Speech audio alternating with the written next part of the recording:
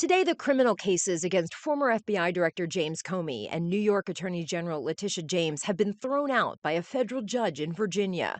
Their attorneys had argued that Lindsay Halligan, the prosecutor President Trump handpicked for the job, was illegally appointed.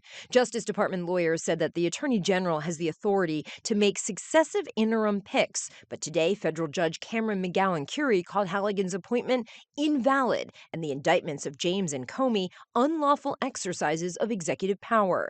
She said Halligan had no lawful authority to present the indictments. It is our position that Lindsay Halligan is extremely qualified for this position, but more importantly, was legally appointed to it.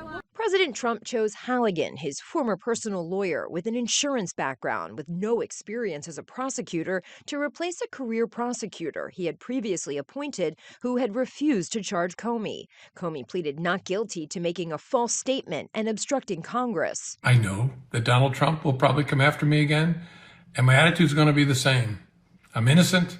I am not afraid. In court last week, Comey's lawyers called the case vindictive, pointing to Trump's social media post demanding prosecution of his political enemies, including Comey and James, writing, "We can't delay any longer." If this is not a direction to prosecute, Comey's lawyer argued, I'd really be at a loss to say what is. Last year, the New York Attorney General won a multi-million-dollar judgment against the president and his organization in a civil lawsuit, alleging he defrauded banks by overstating the value of his real estate holdings on financial statements.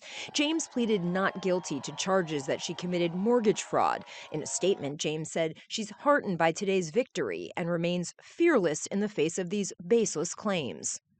The White House says the facts of the indictments against James Comey and Letitia James have not changed, and this will not be the final word on this matter. Press Secretary Caroline Leavitt says the Justice Department will appeal the rulings.